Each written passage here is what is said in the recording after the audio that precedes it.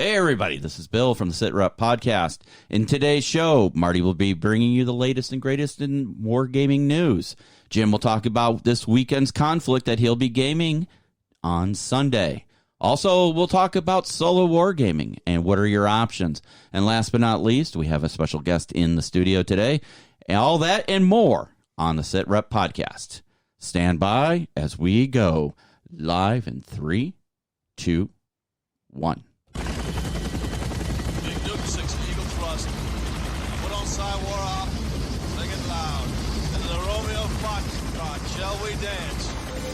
You are listening to the Sitrep Podcast, your source for everything related to historical wargaming.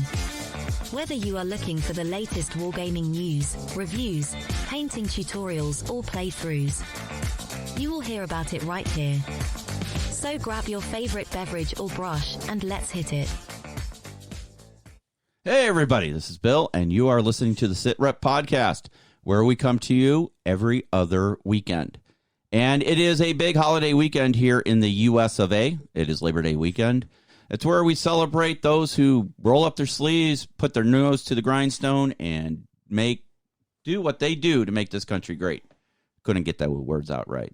And we have a full packed house today. We have Mr. Wimmer, a.k.a. Manhole. Sir, how are you?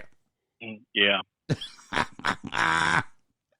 And also joining us here in the Great Midwest is our news/project, our lackey, man of all trades, Mr. Marty. How are you, sir? Good morning, everyone. How are you? Rocking it. And there in sunny Florida, after taking the wagon train Pony Express stagecoach back from the old Wild West, is our historical guru, Mr. Jim Mariskany. How are you, sir? Not too bad. Hello, everybody. And in studio, all the way up from Fort Campbell, Kentucky, or the suburbs thereof, is my eldest, Jesse. How are you, sir? Good morning, everyone. And this is Bill, as I said, and this is the Sit Rep Podcast crew. And as always, tradition is that we do a little bit of hobby catch-up, and I'm going to actually let Marty go off first because you actually did some hobbying on Wednesday night. Yeah? Marty? It's just another wrestling match with a mute button. Oh. There it goes. Yeah, so when... Your name's Marty. Wednesday night... thank you. Wednesday night we did live stream, and we worked on the north wall, the artillery emplacement for the Alamo. So that project is still moving along. There's a bunch of it that's built, and I don't know, half-ish left to build. So we've got that, as well as I've been working on some of my little dudes that I got from Chris Long. So I've got my Taliban insurgent guys. It's like all of the machine gunners and IED dudes and whatnot. And wait a minute, Marty. What is the name of the website for those miniatures? Hold on. It is Modern Mini 3D. There you go. Yay! Yeah. He finally got it right. Yes. Yeah. Thank you. Thank you very much. Please hold your applause to the end. So I've got a squad, 7 or 8 of those guys almost done. I got to do some highlights and some basing on them. They'll be done. In not modern stuff, I painted up Winter Child from Dust 1947 for Chris. Because he had a specific paint scheme that he wanted for that guy. And wait a minute. Hold on. Did I hear you correctly? You painted it for Chris? Yeah. Well, not necessarily for me, because that's not my army. It is for us in the studio, for a standby army. I see. All right, continue. Yeah, which is why I didn't jack it all up. And it turned out pretty good. I put the final varnish on him last night, so all right, looks good. Pretty happy with how he turned out. Okay, Faced up the whole 9 yards, done and done. Perfect. Done and dusted even. Get it? That's my 247. See what I did there? And then I've got one of the old Spectre covert, special little drop kits from last year. So I've been slowly working away on those dudes too. So I now have a female PMC that's got I put her in blue jeans because she's got she doesn't have military pants on. So I'm like, okay, those look like blue jeans. So painting denim can kind of be a challenge for me, but I think that turned out pretty good. I'm happy with it. So yeah, awesome. So got a little bit done this week. Sounds like it. Well done. Yeah, thank you, Mr. Chris. You're up. Well, since I don't really have. You there? Hello? Yeah, there you go. There you are. Okay. Again, wrestling with the mute button. So I don't really have the same skill set as Marty. I don't really. I'm not good at painting and stuff like that. So I go with what I'm good with. Excuse me. Sinus is affecting him. Yeah, you should see a doctor about that. So I go with what I'm good with, and I supported Marty with his video on Wednesday. And working on getting the studio in better shape and getting some of the other devices operational, the 3D printer and stuff. Nice. Yep. Getting the skunk works running. Woo. And then, Chris, did you want to tell them about the project that you've got going? A project? Yeah.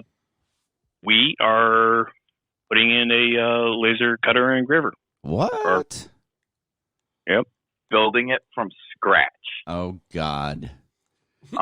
You know what this means. Everybody kiss your ass goodbye because they're going to open some time warp continuum and some black hole's going to suck us all into it. And that'll be all she laser beams.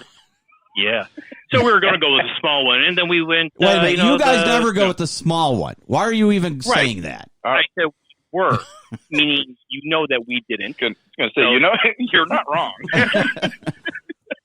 Right? So, we were a fan of Tool Time growing up, and, God. you always have to make things more bigger. power. Yeah.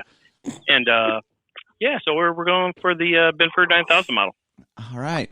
So when everybody sees their power lights go out and they have to hit that switch like in Christmas Vacation, you'll know why. Yep. Well.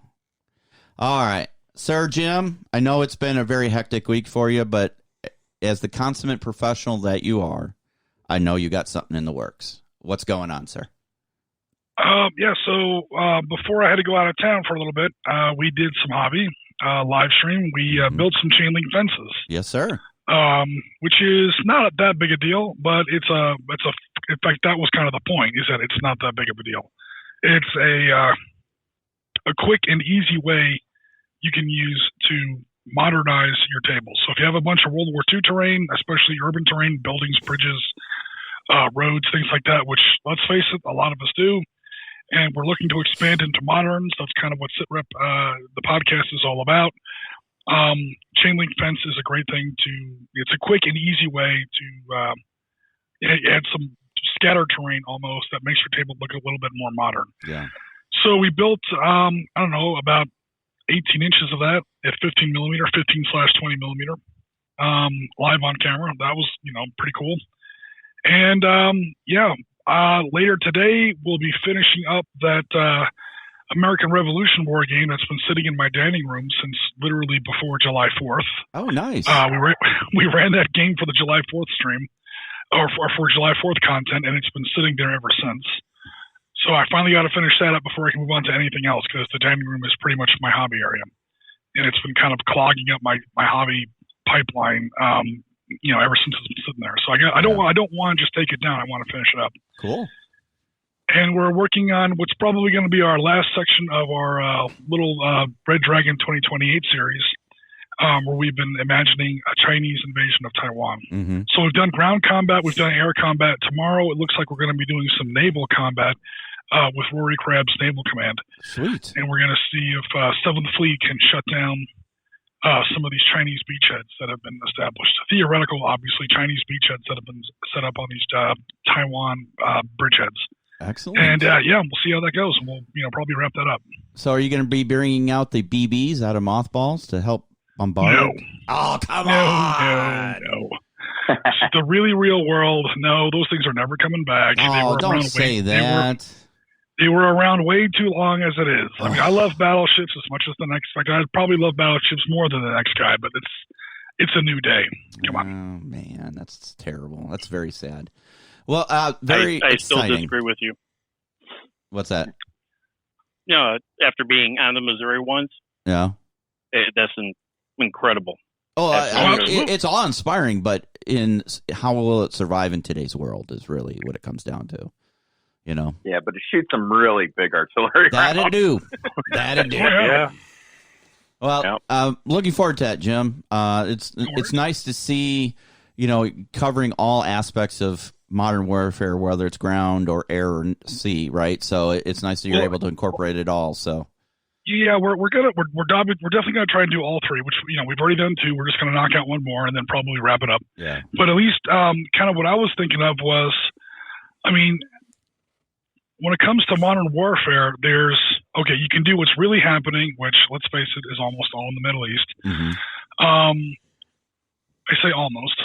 Or you can do the theoretical thing, which, come on, enough of Team Yankee already. I mean, how many times is the Soviet Union going to not invade West Germany? Great. There goes 3 of my news stories. Thanks, Jim. Oh, well. Just kidding. Now, I've been reading a lot. Now, this might be our next thing, where the Soviets, where the Russians might actually pull some, try to get cute. We've already done Ukraine at least 3 times. Yeah. Yep. So we're probably not going to do that again. But another area that might get crazy is in the Baltics. Really? Estonia, Latvia, and Lithuania. You got to remember that the Russians have that Kaliningrad or Königsberg, however you want to call it, that little enclave right there on the Baltic coast between where Poland kind of starts to pull up toward southern border of Lithuania. The Russians still have a little enclave there that was part of the agreement when the wall came down to ensure that they have naval access to the Baltic Sea. Yeah. So there's already like a core of Russian troops behind NATO lines, because Lithuania, Latvia, Estonia are now NATO countries. And there's 70,000 Russian troops. I can't remember how many, Su-27 squadrons, naval bases, little Russian cruisers and destroyers already behind NATO lines, again, in that little enclave along the Polish coast. And if something gets crazy over there and something really jumps off, those countries, Latvia, Lithuania, Estonia, are now NATO states. They're going to invoke, Article 5 of the NATO Charter, and the whole thing could go up from there. So, yeah, I mean, we've done all the basic stuff, and what this ties back in with Red Dragon 2028 is, let's look at some different areas besides just, West Germany again, Afghanistan, Iraq. I mean, we did the Gulf War to death earlier this year. The next big enemy might not be the Russians. I know they're everyone's favorite bad guys since 1945. Let's not forget the Chinese. That could really be the next big problem for us going forward in the 21st century. So we've done a couple things. Go ahead. Actually, I would see them doing stuff at the same time, thinking that people can't respond in both places at the same time. Yeah, that's definitely a possibility.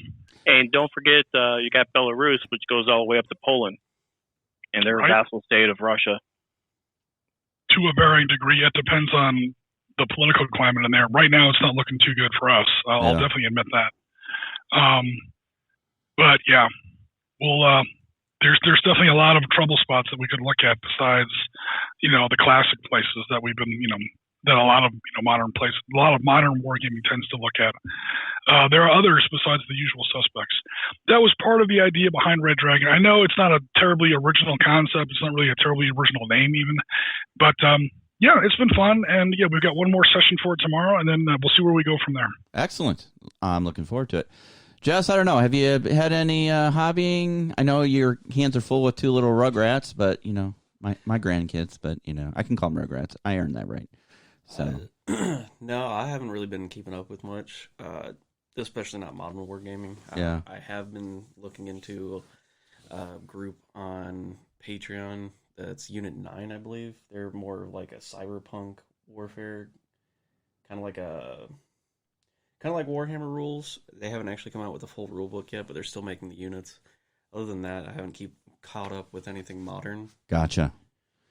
All right. Well, as for me, this has been, as I've said before, an extremely busy time for me at work. Very long days. As of today, I changed roles at the hospital I work at. I am no longer managing an inpatient unit. Starting on Monday, well, not Monday, but when I go back on Wednesday, I will now be managing an outpatient clinic. So that means I should have a more quote-unquote normal life, if you will. Regular hours and stuff? Like regular hours and things, yeah. So... Okay, maybe regular hours, but Bill, we've known you for a very long time. You have never had a normal life. No, never. Normal is, for me, would be like dead and buried, and it's underrated. Yeah, it's underrated. So, no, we're not judging because we've been friends for a very long time, and you're our still lives there. have not been normal. Yeah, we're not normal either. Yeah, but. so I'm looking forward to getting some hobbying done because I'm looking at my project shelf. I mean, one of my multiple project shelves. And I think in honor of, I don't know what your anniversary this would be, Jim. You probably can do the math in your head much faster than I can. Korean War, because this is 2021. Korean War for us was 51 through 53. So I am going to finish my MASH unit from Warlord Games. Oh, cool. Yeah, I'm gonna do a video. I'll probably do a. I don't know if I'll do a recording or if I'll just do those live on a Wednesday night. So. I want to finish those guys up and get those done. And then I have some terrain I want to finish building from Impudent Mortal, Edition 1. We'll talk about that. Marty, I'm assuming you have that in your news today? If not, we can talk about it. I do have it as a news item. All right. We can talk about Edition 2 of Impudent Mortal. And then I have some Courage and Contact, White Dragon miniatures, a lot of Taliban guys. I don't know. Are Taliban now blasé? Because, we all ran away. I mean, I don't know how else to put it, to be honest with you. Not by choice. I feel motivated choice. to murder even more of them, to be honest. So Absolutely. Paint them up. Let's go. Yeah. So, but... Actually, with having all of our equipment and clothes and everything, they look like us now. So all of our guys are, throw something on top. Right. So, but the bigger project for me is I still got to get all these American Civil War guys done. I want to have a battle. So, now that I'll have a little bit more time, maybe I'll have a painting party, and we'll just get everybody together and we'll just paint these guys up and get them on the table. So that's it for me for project. So, Marty, I have not made your intro yet. I'm sorry, I haven't had the time. It's okay. I have faith. All right. I am sure that something appropriately inappropriate will at some time in the future appear. What? Yeah, probably. But don't let me down. I won't. I'm expecting that. All right. So it is news time with Marty. Sir, take it away. All right. So first up is for those of you that are doing Navy battles, Foreground is adding to its stock of stuff. I didn't even know Foreground did this until I came across it. Yes, but they're adding Lu Admiral miniature game. They're adding to it, and they're adding with the Japanese Imperial Navy with a bunch of 1/1850 scale warships. Yeah, and they look pretty detailed from what I can tell. So it'll be interesting to see because they're MDF. So yeah, you know, I was kind of blown away when I saw them. I'm like, what? Yeah, but they've got they're doing one. I mean, I have quite a fleet actually. I have the IGN Yamato. I have a couple battleships. I've got a bunch of Pacific War stuff in 1/1800, and some of it's pretty cool. Some of the battleship turrets even turn. But MDF, Yeah, they've got an aircraft carrier. They got a battleship. They've got some smaller boats here. I can't tell what all those are, but well, yeah, probably either cruisers or destroyers. Yeah. Does it say the name of the carrier? Let me see here. Akagi, Kage, Hiryu, Suryu, Soryu, Zuakaku, one of the big It says they have created the Akagi and Fusu. Yep, Fusu was one of their old World War I battleships that they extended, and Akagi was Red Castle. That is the flagship. Yeah, the flagship of the Big Six of the. It is MDF, right, Marty? Looking at it, because I looked at the picture and it was, it's not a big, it's not like zoomed in, so. And, that's what foreground does is MDF. So I'm assuming it's an MDF. Right. Let me. That surprises me. MDF does terrible in water. It's just terrible. Sucks it up. Especially saltwater. Oh my god. Yeah. Yeah. Okay. Dork. They come for the news. They stay for the comedy. That's right. Okay. So I flipped over to their. Let's do this. I flipped over to their webpage. Let me see if I can find. Where's the. Wow, they got a lot of stuff. It's all German stuff. Where's the new Japanese stuff at? Why does everybody do that? Well, here, let me just. Well, whenever they start off a big naval line, they go right to the Atlantic. We're like, nothing happened. Nope, these are all MDF. Yeah, interesting. Yeah. We're gonna have to try and get our hands. I'll reach out to Big Ben and go, hey Ben, buddy, pal. How about sending us a sample and we can review it for you? Because I'd be interested to see what it, because typically with MDF projects, especially in smaller scale, you're just stacking cut piece on cut piece to get your dimension instead of a 3D. You know what I mean? Jim, you know what I'm talking about, right? Totally. Yeah. So it'd be interesting to see how they approach this in MDF territory. They've been groundbreaking, in the terrain since I can remember, way back in the early days of Drop Zone and stuff, when they did terrain for Drop Zone back in the day, and then World War II stuff, pre-colored and layered and all this stuff. So it'll be interesting to see. So, well, it's interesting. All right. So to be honest, the carriers I could see in MDF. I'm not a big MDF expert, but a carrier in MDF I don't think would be too hard. I'm surprised. I know what the Fuso looks like. That's a big pagoda mast. That would be kind of tough. Yeah, well, that scale in MDF. So looking at their webpage, they've got an entire German fleet, essentially, and an entire British fleet. They've got O-class destroyers. They've got HMS Norfolk, HMS Hood, HMS Gloucester. They've got the Ark Royal carrier, Prince of Wales battleship. Well, that won't end well. They've got a bunch of it, and then for the Germans, they've got destroyers, light cruisers, heavy cruisers, battle cruisers. Yeah. So that's going to be Hipper class heavy cruisers. That's going to be I can't remember what their light cruisers were. Battle cruisers are going to be Scharnhorst and Gneisenau, and then their battleships, Tirpitz and Bismarck. Yep. That's literally their whole navy. I don't know why.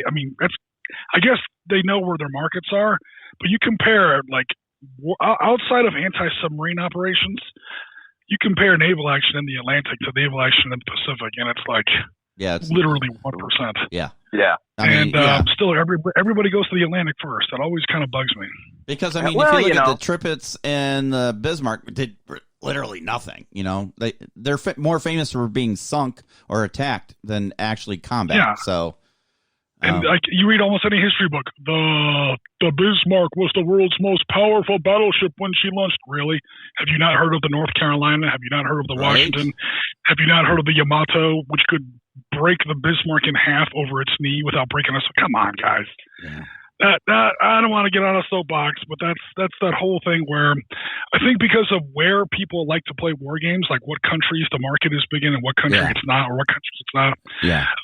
There's a big bias toward anything Atlantic and toward anything British. And you see that in a lot of war games, and you definitely see it in naval games. Well, when you think about the where the market is, people like to play the home team. Right? Yeah, I get it. It's just Yeah. From a historical standpoint, there's more options if you're talking the Pacific War versus the Battle of the North Atlantic, right? From a historical standpoint or from an American standpoint. Yeah. I mean, in the Pacific, America is the home team. Yeah. But I guess more people play this stuff in Great Britain, which I get it. It's cool. It makes sense. Yeah. But you know what? I'm not going to discount Big Ben and the foreground team just yet because hell no. Yeah, they'll be coming out with it. The battleships they've and the already carriers. started. Yeah, they've got Akagi. Akagi is the most important carrier in the Japanese Navy. If they've added the Japanese to the line, the Japanese have to fight against somebody, right? So we know what's coming next. Yeah, yep. It'll be cool. It'll be cool. So, yeah. Hold on, and there's also the whole what if aspect. What if the Yamamoto went up against the Bismarck? That would be interesting. Yeah, but they were allies. Very short battle. It's just it doesn't matter. It's take the Bismarck against the Mo or the New Jersey or whatever. I don't know. Very short battle. Bismarck was not all that. Not only that. So where's this company out of? England. Great Britain. Yeah. Okay. Right, England, so also you're gonna start with stuff that you know better. Yeah. No, we're not criticizing saying, they shouldn't have done this or anything. I think Jim's point is that when you look at the historical standpoint. This is an industry thing. Yeah. Everyone does this. Yeah. Warlord Games did this with their one day 1800. I mean, everyone does this. Yeah. No, it's not a criticism about what they're doing. It's just saying from a player's point of view, if you want to, have a broader brush to play with, you would go War Pacific versus the North Atlantic, because the North Atlantic, it was convoy escorts and a couple of small North Atlantic battles. And then really, I said before, the Bismarck and the Tirpitz, they were literally famous for getting attacked and sunk, or scuttled, right? So, I mean, at least the Bismarck put to sea. Tirpitz never made it out of harbor. Right. If you add up all the naval action, all the actual surface fleet action that took place in the Atlantic, you come up with 9 hours in all of World War II. Yeah. And here's the thing that never gets brought up. We're sitting here griping and bitching and moaning about the Pacific. How about the Mediterranean? There was actually probably more surface combat in the Mediterranean than there was in the Atlantic.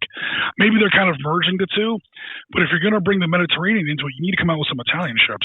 Everyone makes fun of the Italians in World War II. Their Navy was pretty awesome. They gave the British a hard time. So take that. For all you fuckers who made fun of me in high school with the Italian rifle. Take that. Hey, the Italians basically invented the Navy SEALs when they had two guys on those James Bond one-man submarines or whatever. They snuck into Alexandria Harbor. They put a bunch of hand-placed bombs and mines on the British fleet in Alexandria Harbor. They sank half the British Navy in the Mediterranean in a nighttime raid. Ooh, everyone talks about cool Savage Air. Play. That'd be a game. Yeah, that'd be a scenario. Cool. Like a battleship and 2 cruisers or something. Somebody write that down so we don't forget. Alexandria Raid, Italian, I guess they called them frogmen or something like that, but it's almost like what you think of the kind of stuff you'd see the Navy SEALs do nowadays. Cool. Sure. All right. Look at that. See, we learn something new every day. That's what we strive for here on the SitRep Podcast, to make sure your knowledge is expanded. All right, what else you got in the news, sir? So moving on to the next item. A company that I was not familiar with, although many of you may be, is Red Tree Miniatures out of the UK. And I saw a blurb, I don't know, one of the forums I was looking at, that they had some new releases. To be exact, and I don't know how long these have been up, but they're listed as new releases. There's 46 of them. And yeah, so they make 10 millimeter scale stuff because they make everything. And primarily it is Cold War stuff, 1945 to 1991. Is kind of their sweet spot. But they've got stuff for the Arab states, for the Soviet Union, for the Eastern Bloc, for the Soviets themselves, for Britain, for the U.S. So you said this is 10 mil scale? It is. So it'll go perfect with North Hag.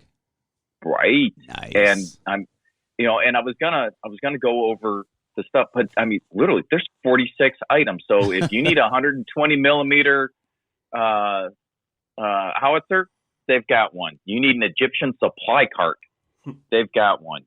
You want like 3 different variations of a Centurion tank, they've got it. I was just about to ask about that. Even if they don't have anything Israeli, you can buy American M48s and British Centurions, and you can make your own Israelis. So, oddly enough, they do have Israel. There you go then. Yeah.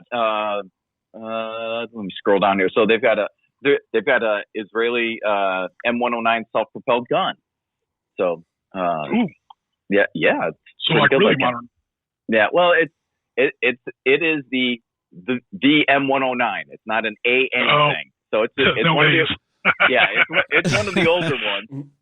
But but it's that came out in what, 63 ish? Oh, I don't remember. Something like that. No, it was early 60s. But I mean, they've got Jordanian machine gun teams. They've got British engineers. They've got Soviet engineers. They've got U.S. specialists. They're snipers, dogs, spotters, blah blah blah. Yeah, I mean, there's a whole plethora of stuff, and I don't really game in this scale, but what? We'll have to change that. Yeah, well, yeah. I could do some Yom Kippur in 10 millimeter. There you go. Not even blink. I mean, that's what I was asking about the Israelis.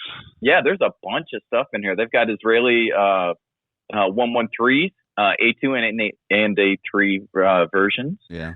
So there's a whole bunch of cool stuff in here. I'm sorry, what was the name of the company again, Marty? Red 3 Miniatures. Red 3? Yep, Red 3. So if you're interested, you can go to their webpage, Red 3 Miniatures. That's Red, the number 3 Miniatures, all one word, .co.uk, and pull up all this good stuff. And then they've got a bunch of accessories as well. So, it could be good scatter terrain. It could just add flavor to your board. It could be an objective marker. But, it's simple stuff like pallets of petrol,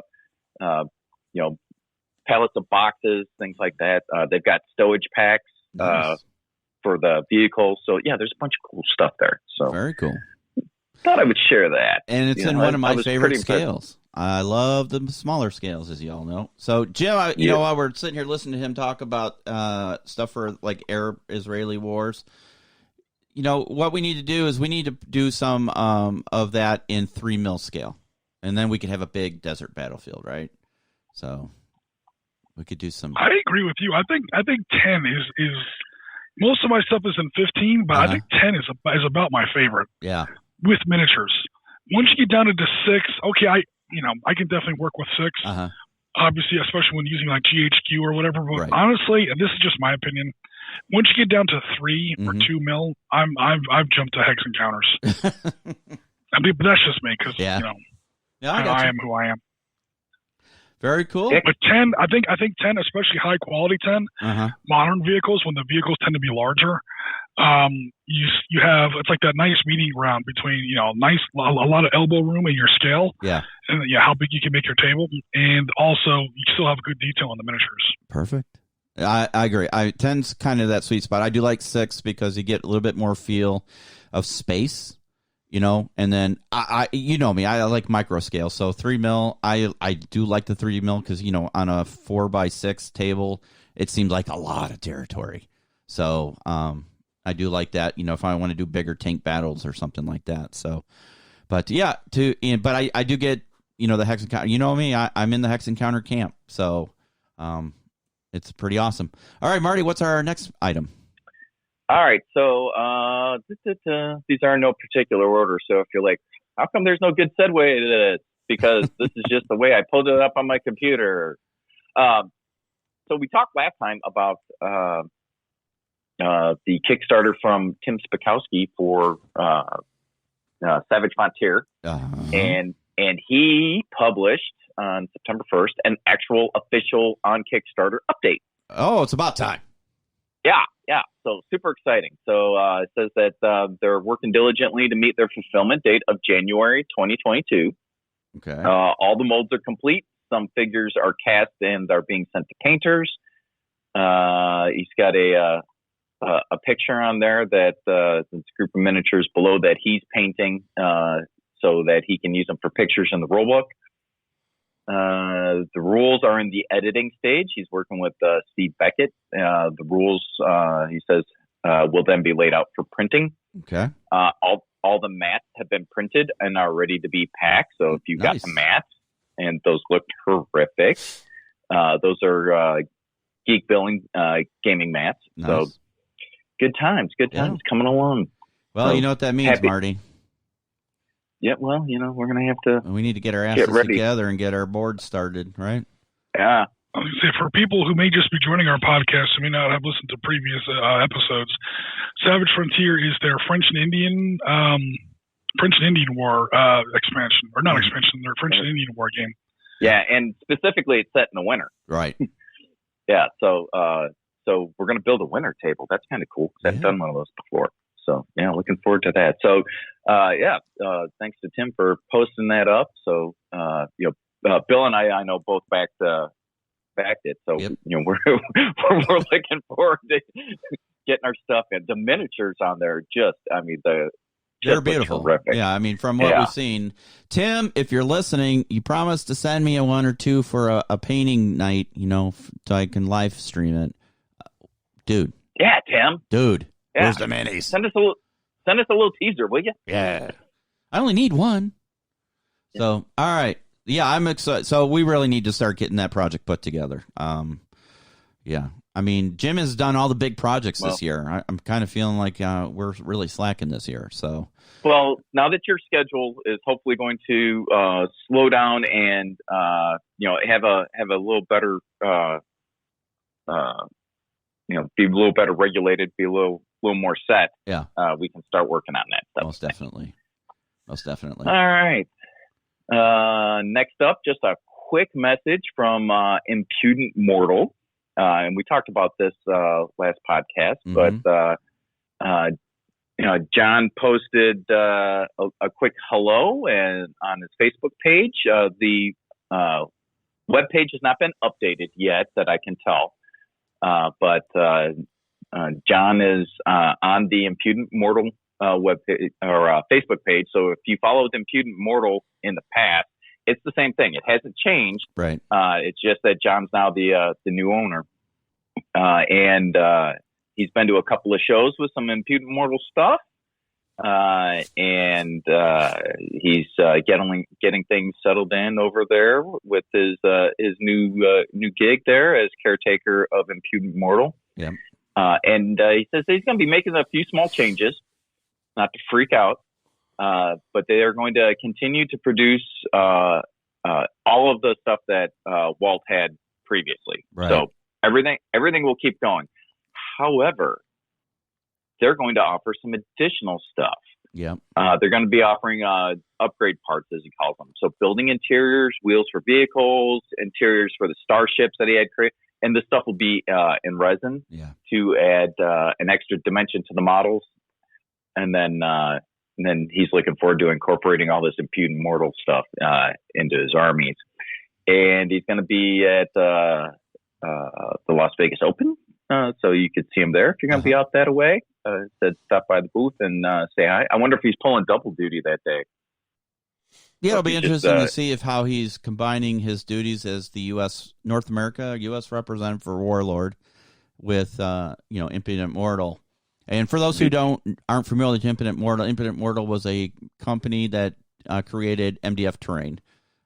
It is not as I hate to use the word fancy, but it wasn't as detailed in some aspects as like some of the stuff Foreground makes or Black Site Studios. It was more, it was more geared towards the everyday gamer who was looking for some nice terrain at an affordable price, and that was easy to put together. And it met the mail on all of those things. Yeah. It was fast and easy to assemble. It was really affordable. Yeah. Just because we're saying that it doesn't mean it wasn't a cost. I mean, like that rail station that they put together. Yeah. That's a really, really nice model. Yeah, it is. The elevated tracks. Yeah, it's really nice. Yeah. But I mean, like their cabins and stuff. I mean, that was something that you could put together in a half hour easily, and then if you wanted to, you could play. Obviously, you play it the way it is, or if you were the one that wanted to paint it up and give it a specific flavor, then have at it. There you go. So this is just even more motivation for me to finish the boxes of Impudent Mortal terrain I have. I mean, I still have the American Civil War set to finish in 28 millimeter that he sent me when he was creating it to, evaluate it. And unfortunately, it was right about the time he passed. So I never got to talk to him about it. And then I have the Grand Bear Lodge, which is this huge 28 millimeter scale fantasy tavern lodge. He sent me actually 2 kits. One that for me to keep, and then I had another kit for us to put together as a demo for him, and fully paint it and decorate it and all that. And again, it was one of those things that him and I were shooting back and forth on how we wanted to do this, and then his time got away, my time got away, and then unfortunately he passed. So, yep. So, and then we still have the industrial range. I mean, the thing with the elevated platform, we still have a couple other pieces of that to go through as well. So, we need to have a terrain party too. I mean, we got a lot of stuff to do. It's gonna say we're gonna have to start adding days to the week with all these parties you want to have. All right, very cool. So, maybe we can do a Saturday Night Liver where we just build terrain. So sure, yeah. Very cool. Absolutely. Very cool. All right. So next up, from Rubicon Models. Okay. First of all, Rubicon makes some really cool models. Yeah. I like their stuff. But they are making their own Vietnam war game. Yep. So as you can imagine, Rubicon has an extensive Vietnam range, and they keep adding to it. But they are in the alpha stage of creating their rule set. And, if that's something that you're interested in, they have a Facebook group specific to it. Mm-hmm. So you can get in there and see what's going on, but they're kind of doing their alpha testing as we speak. And if you want to join developing through to beta, you can join their group on Facebook and be a part of that. But that's pretty exciting. Yeah. So we're looking forward to seeing what comes out there, and I think we're gonna have to do a jungle table. Nice. Because that's what we got to do is add more shit to our list. Right. But wait till I can get up there with you. I have a those boxes that the paper reams come in, the big paper boxes you get from Office Depot. Yeah. I've got one of those packed to the absolute gills. You have to squeeze the lid shut of jungle terrain. Nice. I had 200 palm trees that I bought a piece at a time. They cost $1 a piece. So I have about $500 worth of jungle terrain, mostly trees and bushes. I've got some of those. It's all in 15 mil. Some of those, like those hooches that you see. Yep. The buildings are all up on stilts. So when the Mekong Delta starts to flood or something like that, I got a bunch of stuff I built for that. I got a lot of Vietnam terrain I've got from back in the day. Nice. So sounds I could like probably a cut table. Go ahead, Jim. Sorry.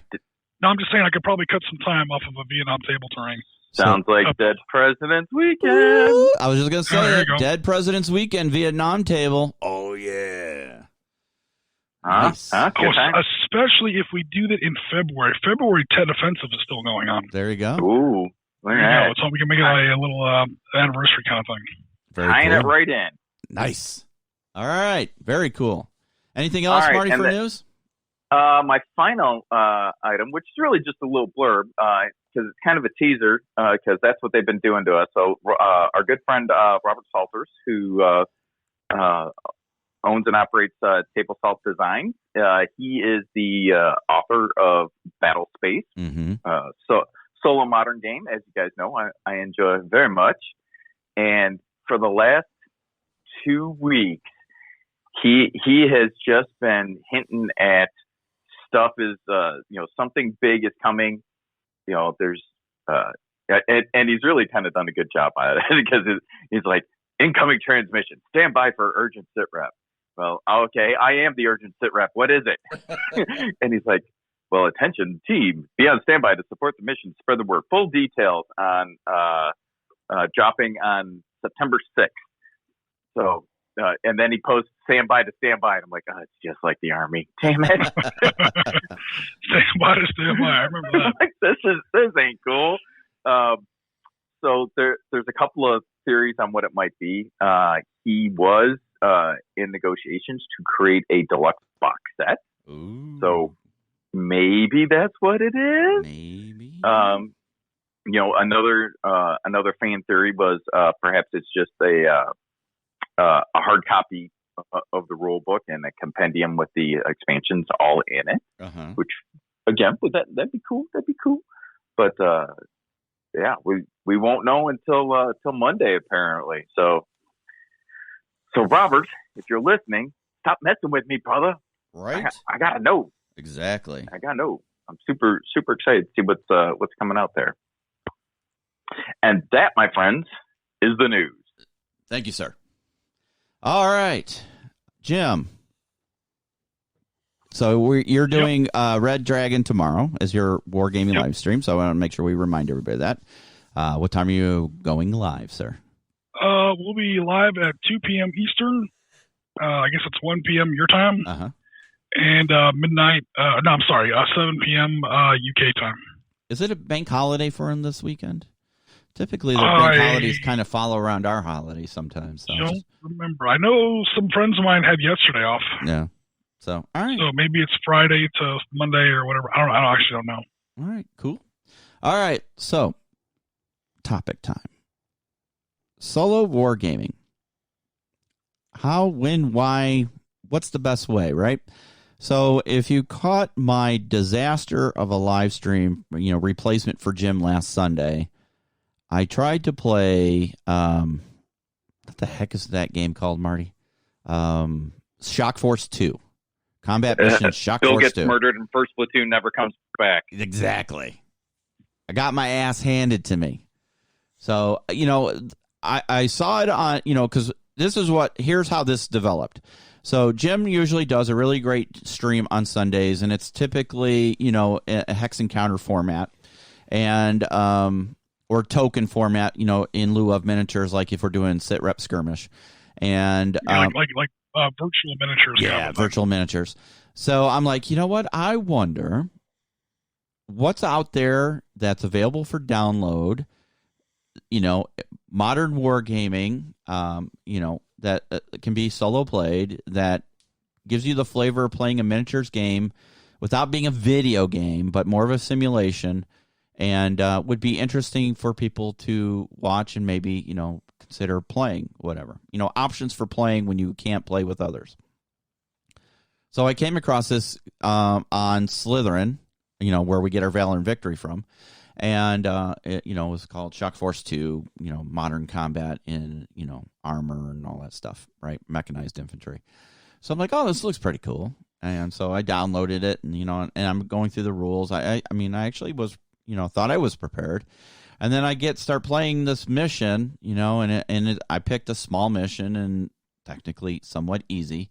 And I got my ass handed to me. I don't think I ever really got out of starting yet. I don't know if I actually killed anything.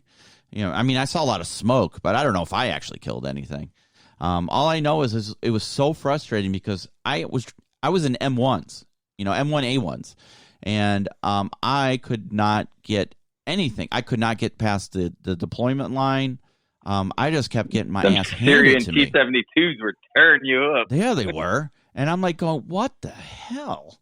So, And as I'm watching our streaming, you could see our audience count. Obviously, as I'm getting my ass handed to me, it would go up, it goes down, it goes up. It's typical stuff. That's really not much of an indicator. But I wonder if people are like, "Damn, that game ain't that fun." I honestly, I think I have to try it some more. But the point being is options for solo gaming. Obviously, computers have stepped up and really kind of fill the notch for when you want a solo game. But I'll be honest with you, playing against AI isn't as much fun as playing against another person. Whether you're doing it remotely or, face-to-face. But when you're playing by yourself, and that's the only option you have, it's nice to have options. So, Marty, I know you have a favorite that you like to solo play. Why don't you give us a quick? Yep. No, I'm a huge fan of Battlespace. Yeah. That's the only reason why they made the news, Robert. Yeah. Mr. Teaser there. But yeah, no, I enjoy that game. It is it's small scale, doesn't require a bunch of miniatures unless the AI will dictate if new bad guys come on the board. Yeah. And I'm really good at not doing well and getting lots and lots of bad guys on the board. So I actually had to get more because even recycling my bad guys, my first few games, I didn't have enough. Yeah. I didn't, I'm like, I've got like 15 of them. That'll be fine. Yeah, I've got like 34 the first game. I'm like, okay. If you got better at killing them, then you could recycle them again. Oh. Right? I'm telling you. No, it wasn't so much that I wasn't good at killing them. They came faster than I could get to them to kill them. Because like they enter on the far side of the board. Well, I've got no line of sight. They've got no line of sight. So it's 3 turns before I see them. Yeah. Meanwhile, each of those 3 turns, I brought on another 5 to 6 dudes. Yeah. But that's the little kid on the roof you can't see with a cell phone. Right? Right? Absolutely. The imperialist dogs are coming. Call all our cousins. Yeah. Here they go. They're in the open on the main street. Tell everyone. So, yeah. So, I mean, there's a good option right there. So, yeah.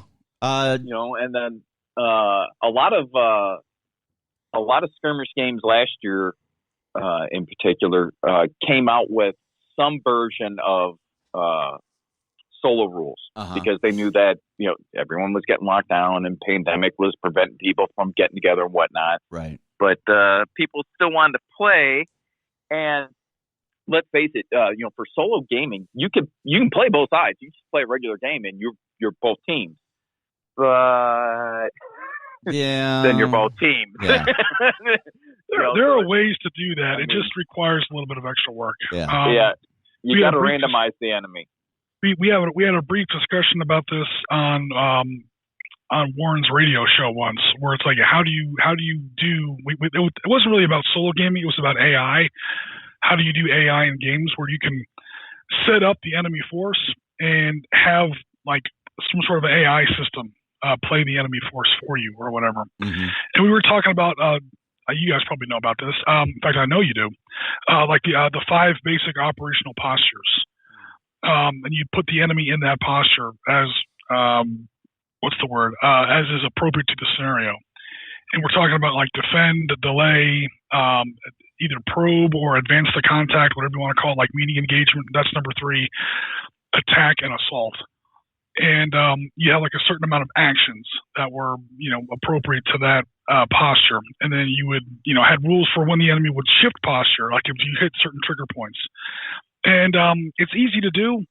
Also, on a lot of traditional 2-player games, especially the hex and counterplay games that that sometimes we like to play, there are certain scenarios that you can either design or that come out in expansions or in the original set that are very conducive to solitaire play. Yeah. Especially when like maybe one side or the other is in a very fixed defense. A lot of Pacific games can be very, very solitaire friendly.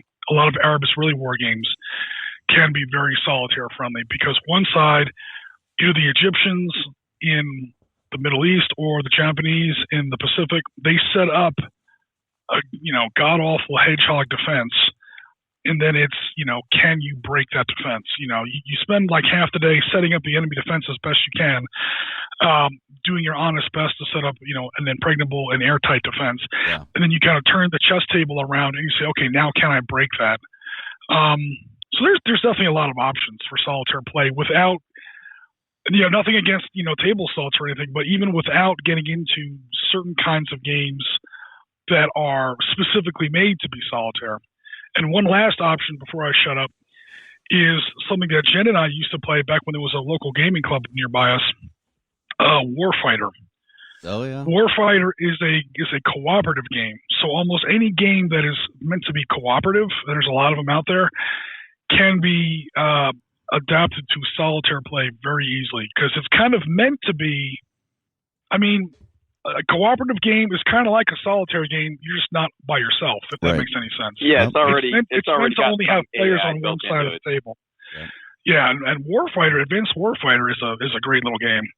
It comes with an absolute assload of cards. I think we got like 3,000 cards in that deck. I mean, it's a huge, huge game. Yeah. But yeah, it's got cards for everything. Yeah. And yeah, it's a lot of fun. I have it. I've yet to play it. Surprise. Yeah. Chris, do you have a preferred solo type game that you like?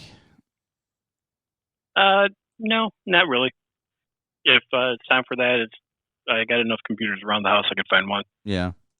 Yeah, I mean, for a lot of people, go-to for solo play is going to be kind of computerized. So, Jess, what do you like to, play when you have a chance? I'm assuming more computer-based. Yeah, when you're playing with yourself, Jesse, how does that go? No, I mean, I haven't really had a lot of time to do any solo anything. Kids know. I mean, all my Warhammer stuff's either collected dust or been destroyed by my kids now. Yeah. I mean, solo wargaming, I don't know. I'm trying to find any good RTSs for computer-based gaming, like any strategy games, but there aren't too many out or coming out nowadays because it's not a very popular game anymore. Mm-hmm. Company of Heroes is finally releasing a third game. It's only been 10 years, but that's probably the most exciting looking RTS. It's going to be kind of realistic with cover systems and stuff coming out. Mm-hmm. There was one called what is it called? I can't remember. Iron Banner or something. It came out and it was like a alternate reality to World War I if like the Germans won World War I and everything was steampunk. So instead of having tanks, they had walkers, and so it was the Russviets, I don't remember what the Germans are called and the Americans, but they all are fighting against each other in walkers instead of tanks. Sounds like Dust. Kind of. It's very similar to Dust. They have their own board game now. They actually just released, so you guys might have seen it in podcasts somewhere or forums or anything. I just can't think of the name. Interesting. So, yeah, I mean, there's always options for solo play. One that came to mind that we've kind of created ourselves that's excellent for solo play. Benghazi, 13 hours, right? It was Marty and I were the good guys, and we had an AI component playing the bad guys. So, and that came out of Jim's hard work with Sit Rep Skirmish and then everything else that we put into that. So, while we used the foundation of Skirmish Sangin, when it came down to it, we kind of pretty much just took that as like the foundation and then just created our own rules. Yeah, we kind of homebrewed a lot of that because somebody had to control the bad guys. Right. And I thought it worked pretty well, as far as assets coming on or bad guys coming on the board, how they, interacted and, the building catching on fire and all that. So, I mean, for something that we, hadn't play tested a ton outside of what Jim did play testing on the Transit game, I thought it worked pretty well. Yeah, and essentially that was a cooperative game, if you will. Yeah.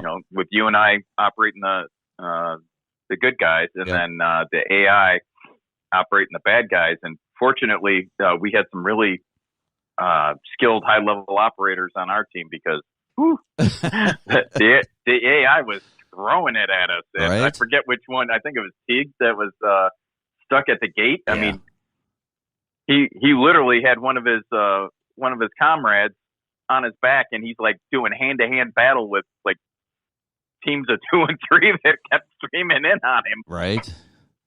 Another problem we had with another little problem we had with that was, if you guys remember, maybe our viewers do as well, we had the system set up where the outcome of the Transit game would yield like a certain dice code of insurgents to actually appear. Yeah. And if everyone kind of remembers the movie, there's not many bad guys attacking the compound. Not many. Okay, now there's a few. Now there's a lot. Now there's a holy shit. Look at all those guys.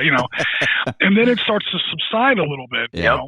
And because they get done looting, they steal everything that's valuable out. They set the place on fire, and now they run away.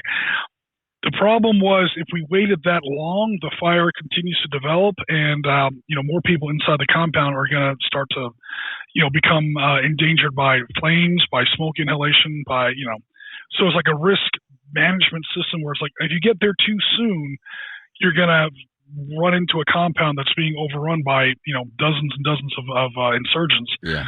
Or if you wait too long, okay, the insurgents are all gone. It's nice and safe for you, but now everyone in the compound has already passed away because of smoke and everything else. Yeah. So we got there. I tried to get there. I was playing the GRS guys. I got there on like turn 7 or turn 6, which is like 1 minute faster than the original guys did. I think they took 7 minutes to get there historically. Each turn was a minute. And then I was like, okay, we wanted to make sure we got there, while the ambassador was still in pretty good shape because we were trying to change history, obviously. But there's still a lot of bad guys depending on the die roll. But you know what? Maybe it's acceptable. Let's just hope we roll well. And it was like 3D20 plus 10 or something. Yeah. And my 3D20 were like 18, 17, and 19 or something. And I was like, oh, man, Bill's going to kill me, man. He's getting overrun by a company of insurgents. I think we started with the max. We said, we'll never have this many guys on the table at once. Boom, all on the table at once. I think we had 56 on the table at one time. Yeah. It was 50-something, as I recall. But, yeah, thanks. Yeah. But you know what? The nice thing is it all flowed very well from the transit game into the miniatures game. It didn't seem like there's this disconnect and that we had to kind of make that leap into the next phase. It worked. I think it worked really well. And the rules kind of carried over from the virtual transit game into the actual miniatures game, and it worked. I thought it worked really well. Yeah, and I really liked the component where the transit game end result set the starting conditions for the tabletop game. Yes. I didn't like all the dudes that were there, but But I thought that was a good way of doing it. I was doing the best I can. I was like, I got them there. I got all the GRS guys there. I think one was lightly wounded. It was like a bullet creased his shoulder or something. Yeah, was hell-bent on blowing you up. I got everyone there on time. I got everyone there in pretty good shape. The ambassador was okay. Okay, I did everything. Gaz is crying. It's all good. Now it's time to roll for how many insurgents. And there it goes. Right out. All that work right out the window. There's 1,400 insurgents over in the compound. Not that many, but obviously, damn near the max number of possible insurgents. Yeah. I was like, "Whoops! Well, sorry guys. I did everything else right, but not that." And that roll was on camera too. I couldn't fudge it or anything. Yeah. Everybody saw that. That's all right. That's not an 18. That's an 8. What do you mean? No, it worked out well. I thought it really provided a challenge. It didn't seem like too easy, because if we had rolled low and had low numbers, it might have been just too easy. You know what I mean? Because our guys were really, really effective in their jobs. So because they were much higher level, much higher skilled than their opponents. So thankfully, because they needed to be. They needed to be. I thought the mechanic we had for the timing of when the building went up in flames and smoke, and I thought that all worked pretty well. And it was nice that we were flexible enough to adjust some of the rules on the fly as we're playing it. As we say, hey, this doesn't make sense. Let's do this. And so that is the thing. And I guess we could kind of segue into another topic, and this might really get Jim perked up, is play testing and game creation, right? Because Jim had come up with the transit game, and then we rolled it into the miniatures game, and we are literally play testing as we're playing the game. making adjustments and how do we improve this game, or how do we improve this rule or this mechanic.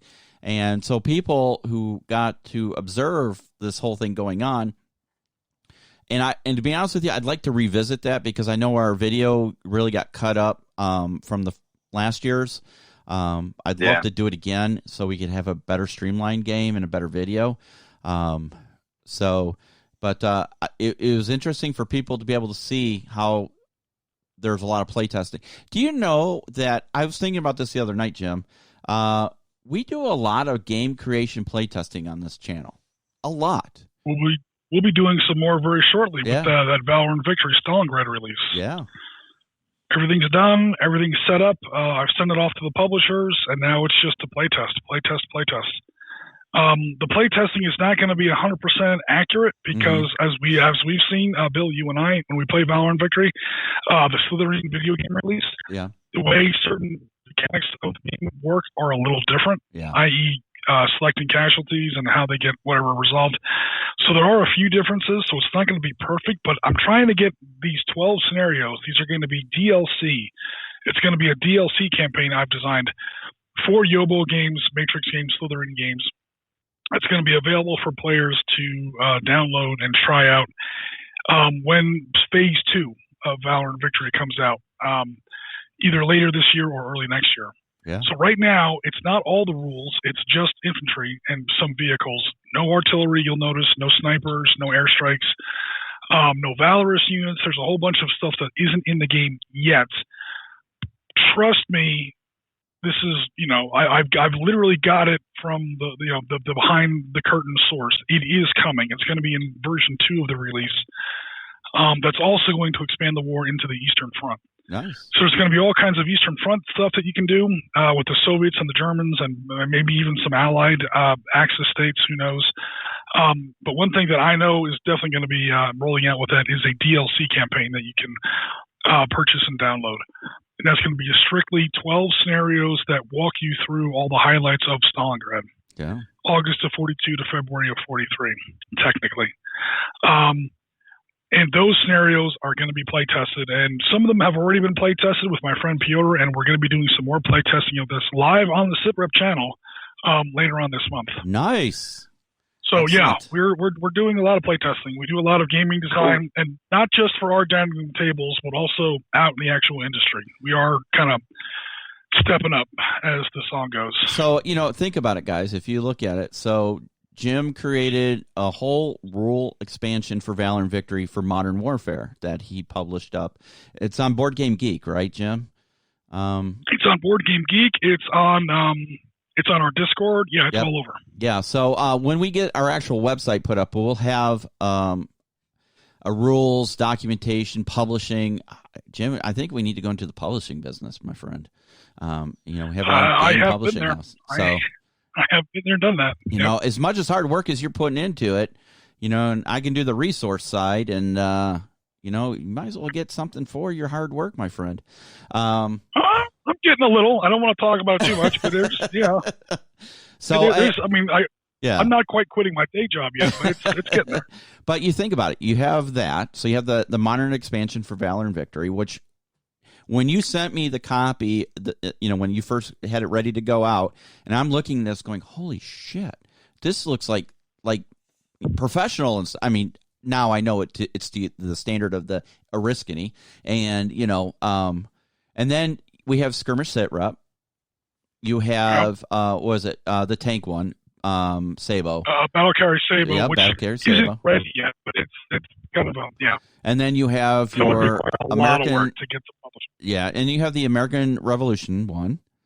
Battlefield Revolution. Yeah, so Battlefield Rebellion, actually. Yeah, so guys, it's not really Modern Warfare, but Dark Star is the granddaddy of them all. Exactly, but what I'm saying is, there's a lot of content. So now I'm feeling like a slacker, and I'm like, damn, Jim's writing all this crap. I should actually do something. So, why you got to call it crap? What's up with that? No, you know what I mean.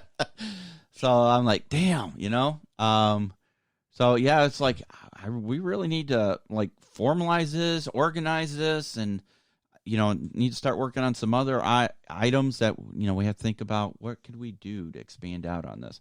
Because there's so much potential, and it's just amazing how much input and things that have been added to gaming from the podcast standpoint, and especially from Jim's writings, that we have contributed over the 3 years. So, yeah. I love to see where people would like to see things go next, in game creation. So basically, my point was, getting back to the original thought, is that we have done a lot of play testing and game rule creation and system creation on this channel. It's almost like we have this secondary mission of not only doing wargaming in quote-unquote modern, but rules game system creation, playtesting is a secondary objective. So, if you think about that, there's a lot of it has also been just to enable remote gaming. Yes. Even before COVID, yeah. it was tough to actually get around a table. Yeah, and run a traditional game. Yeah, sit rep skirmish. We did it virtually. With the tokens, virtual miniatures. And then we took that, and actually Jesse and Cody played it on the tabletop. Last time they were here. And we've kind of done it in reverse as well. We've taken a virtual game and played it physically with sit rep skirmish, like you were talking about, and we've done the reverse a couple of times. We took Contact Front. Yep. And we played that, which is an actual miniature game, 28 millimeter miniature game, and we played that virtually with virtual counters. And I thought that worked. I should say virtual miniatures. I thought that worked really well, and that was an excellent option for people who, let's be honest, like Chris, who don't want to paint shit or can't paint, whatever he wants to say. But it gives them, here you go. You can play this rule set. Here are your miniatures. Here's your terrain. Go for it, right? So, or if all my friends live in Chicago or Cleveland or Germany or the UK, or we can't just go down to the club and say, let's chuck some dice. Sadly, right. Exactly. So it gives it worked really well, and so I think it's been really amazing. So yeah, I'd love to see where it goes from here, and just more ideas, and have to look at that. Got to get this website put together. Got to get this up and running. Because we have the games, we have the rules. I still have merch I got to get finished, and so much to do, and not enough time, really. It takes on its own life. You could do this full time, seriously, if you could somehow find an income from it. So at least a decent income, right? So, yeah. So there's just so much out there. So guys, and I'm talking to everybody out there listening, guys, gals, throw your ideas in the comments. Let us know if there's something you'd like to see, or some genre, or some conflicts, or some battles, something that you'd like to see the team tackle. We're looking for some projects. We do have a project in the works, though. That's our Butter Bar to 4 stars. We still have to get the guys together and do our live stream where we hash out the details. Jim, this also led me to think, what if we started everybody at this sit rep skirmish as the first, levels, the lieutenant level and the captain level? What if we used those rule set? Yeah. We've also had some people asking on various channels, either in YouTube, emails, or Discord, if they want to, and I don't want to derail the conversation here, but just so people know that I am listening, and I am taking these ideas to the team. One gentleman is definitely interested in sit rep, but he wants to start off at the very end of World War II, as a lieutenant, and then go through Korea and Vietnam. All right. Now he's only talking about 3 conflicts. He's only going to make it to maybe lieutenant colonel, but in other words, just in case anyone out there, just in case this sounds like, holy crap, I'm going to do a 35-year campaign or whatever. You don't have to do the whole thing. Like there are already some people who are talking about doing pieces of it, or maybe slightly different timelines. And the timeline that we have set up is built. We already kind of hashed it out a couple episodes ago, where it's deliberately set up to be very open and very flexible.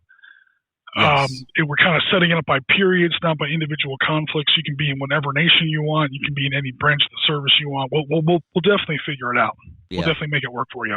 Most definitely, because it's really meant as a community project. It's not meant as, oh, you have to do it this. It's so regimented. This is this.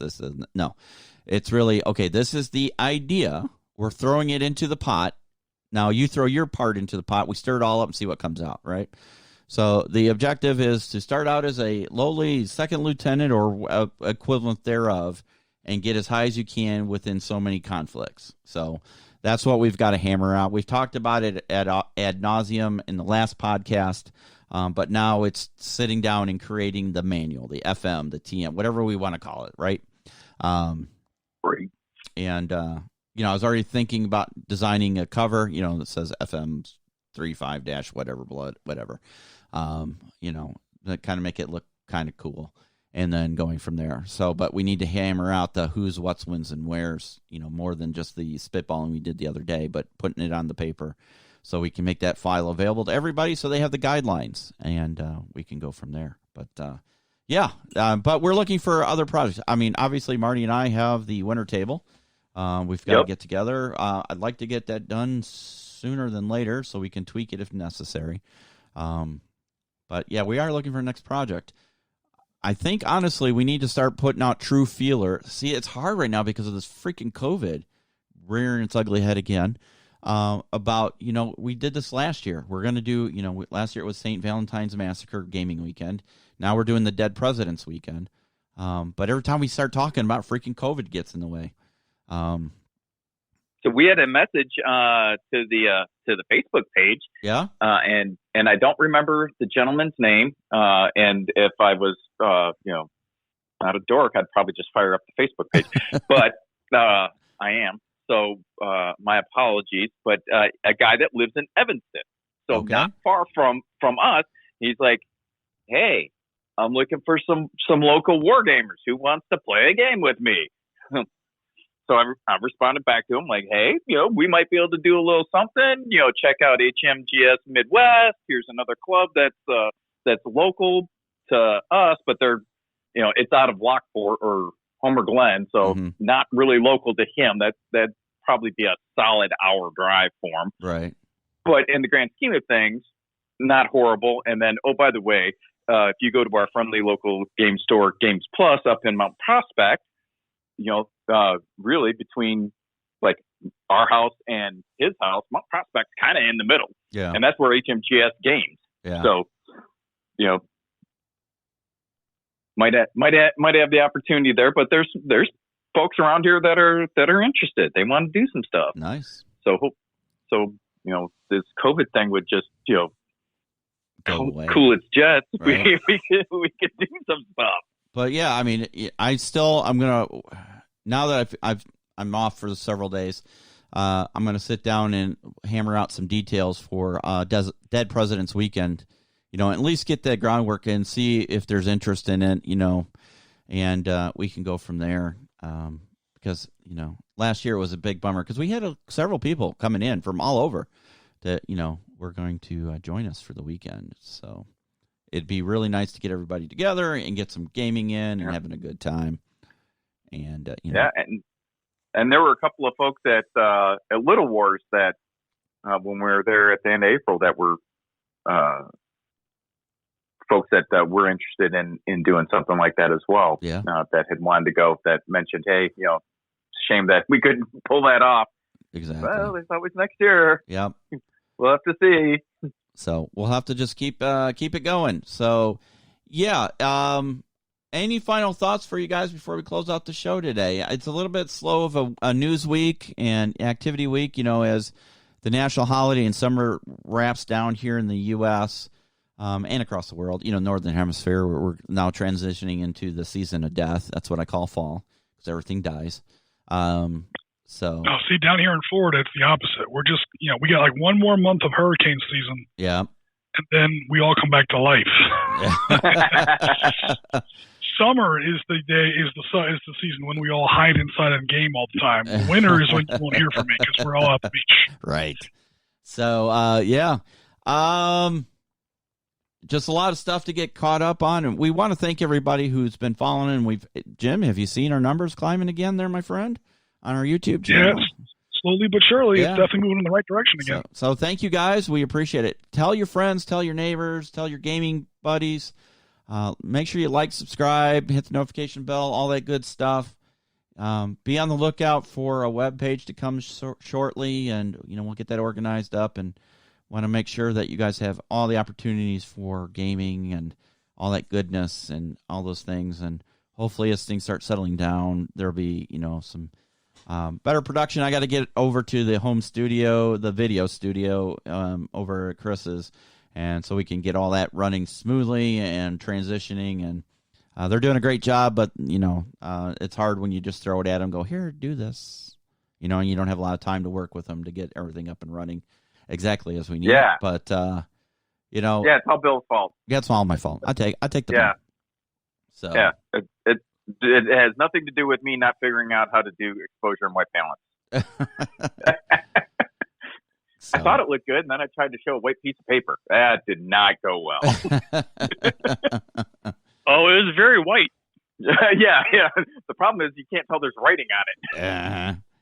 So, we got to finish the Alamo, because the nice thing about that Sarissa Precision terrain is, not only can you use it as the actual Alamo, but you can use it for, like, Middle East and, villages and things like that. So, with just little tweaks here and there.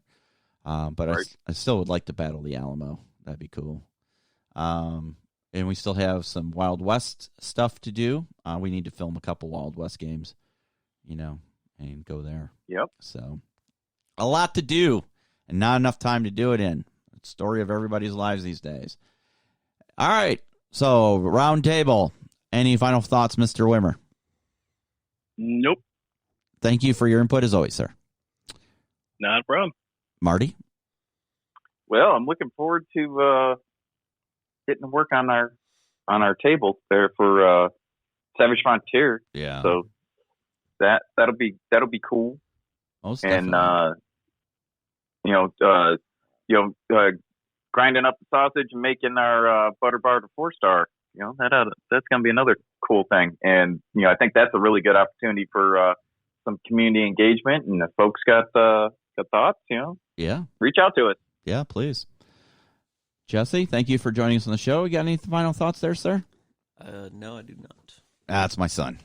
Quiet as always. Jim, what you got for us, sir? Not a whole lot here. Just remember to tune in tomorrow to watch me blow the USS Ronald Reagan in half, send her to the bottom of Taiwan Strait. Oh, it's true. Whoa. Oriskany always plays the bad guys. You communist-loving. That's right. Damn. If you run the game, you're usually playing the bad guys. And you know what? By now, I'm used to it. Yeah, well, somebody's got to play the bad guys. And remember, history is always written by the winners. So... It is true. So, final thoughts for me is, guys, I want to say a big thank you to everybody. And, I'm talking to the people out there listening that follow us, but especially a big thank you to the team members, because we do this out of the love and fun of gaming. And trust me, sometimes there's not a lot of love and fun in producing content. It's a lot of heavy lifting, right? It's a second job. Yeah. So the content creation part can be extremely daunting and overwhelming, and especially when you're doing it experimental, especially when you have full-time jobs and full-time families and all the other commitments to come and do this on top of it and get content out. It's a sign of true dedication to your passions and hobbies. So much appreciated for everybody, because we are now 3 years into this project. So we just hit our 3-year anniversary last month. So thank you guys for following along on this as we drive on to getting that 1,000 subscribers. Please help us get to 1,000 subscribers. Because then what happens, if you're not aware, is on YouTube, once you hit 1,000 subscribers, you are eligible for revenue. And that will help us cover cost of, everything that we pay for to produce. and hopefully get us some better materials for future projects. So anything you guys can do to help us get there would be mucho appreciated. So this is Bill for the rest of the Sit Rep Podcast team. We want to thank you for joining us tonight, or today, I should say. And we wish you well, and we will see you soon. Take care. Bye-bye. You have been listening to the SitRep podcast. We hope you have enjoyed the show. Make sure you like and subscribe to all of our channels on Facebook, YouTube, Twitter, Twitch, and Discord. Remember to join us every other weekend for a new episode of the podcast, and don't forget our other programming on Wednesdays and Sundays. Thanks for listening.